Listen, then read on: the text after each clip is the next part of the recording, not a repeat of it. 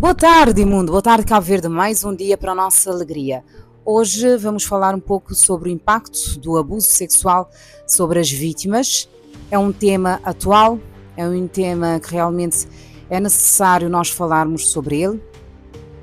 Estamos no mês da mulher e as estatísticas têm mostrado que a maior parte das vítimas são mulheres, não é? E então achei que seria interessante falar sobre esse aspecto.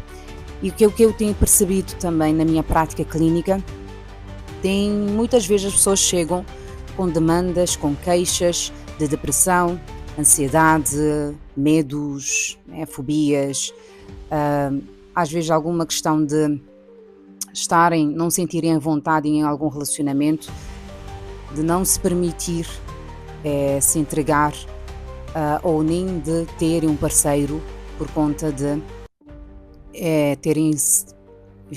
foram vítimas de abuso sexual. Então, por isso que eu acho que seria importante nós falarmos sobre esse tema, tá bem? Quais são os impactos? Temos vários impactos. Quando eu falo de impactos, nós temos tanto fisicamente, socialmente, psicologicamente, emocionalmente, mas vou debruçar mais nos aspectos psicológicos. Realmente as pessoas, quando sofrem esse tipo de abuso, pode ser a nível, às vezes, intrafamiliar, no seio familiar, onde supostamente deveriam sentir seguras, protegidas, e não é isso que acontece. Então, os dados que têm demonstrado, que têm apontado, é que realmente no ano 2023 foram registados pelo ICA 211 casos. Quando eu falo de 211, gente, de crianças e adolescentes, esse é um número estatístico, mas são pessoas, são indivíduos que a curto e a longo prazo isso pode impactar a sua vida. Tanto nas escolhas de parceiros, na sua posição em relação como cidadã na sociedade, autoestima, rendimento escolar, podem desenvolver ansiedade, depressão. Então, esses números, quando são divulgados nas redes, nos assusta. Mas, acreditem, essas mulheres, essas meninas, e os dados também apontam que não só são meninas e mulheres, mas também temos meninos que acabam sofrendo esse tipo de abuso. A curto e a longo prazo tem um impacto significativo. Muitos não falam, não abrem a boca para falar. Isso nos mostra que eles guardam como segredo, estão guardados no seu coração, mas dói e gera sofrimento. Então, já sabem que, de certa forma, é um assunto, como eu disse, que pesa, que poucos abrem para falar e discutem, mas a nossa sociedade tem que acordar. A nossa sociedade tem que falar sobre isso. Porque eu, como psicóloga clínica, nós recebemos pessoas quebrando esse silêncio, que sentem a vontade e falam. E os estudos apontam que quando as pessoas falam, elaboram, ressignificam esses aspectos, esses acontecimentos que gerou dor, que ficaram presos ali por vergonha, por estigma, não falaram, não disseram o que estavam sentindo.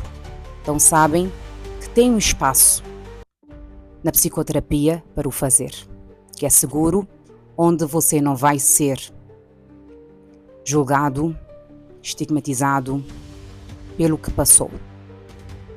Um dos sentimentos que corrói a alma é culpa.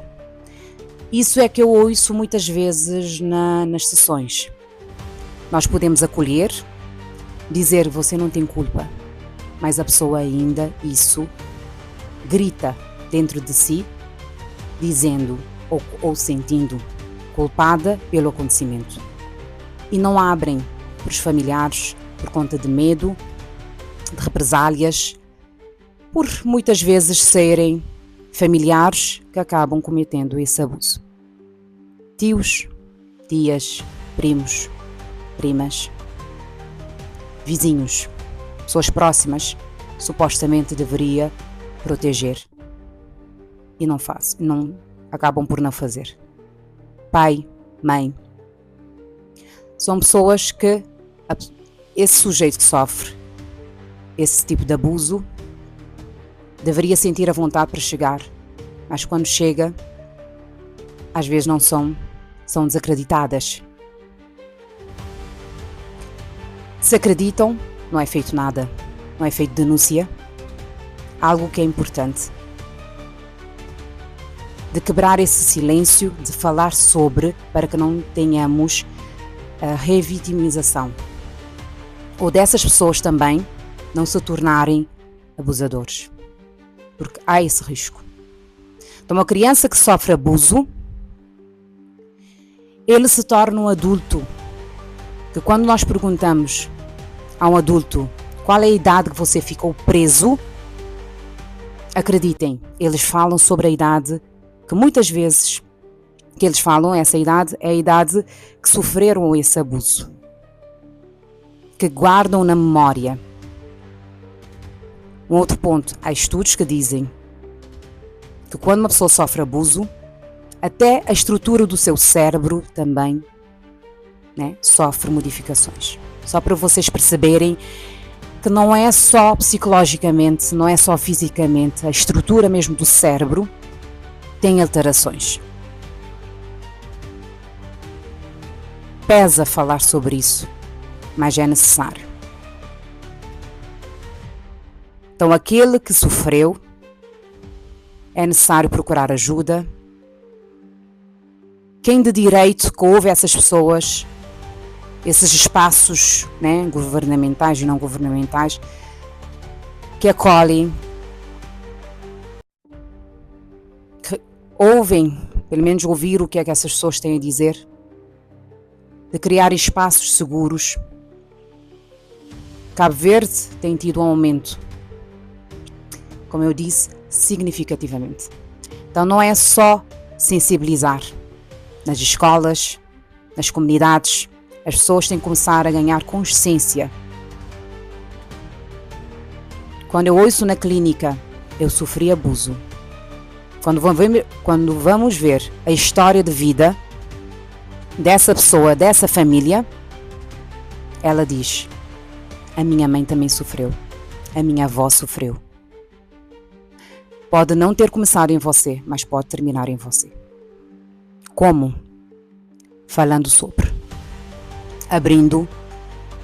Quebrando esse silêncio.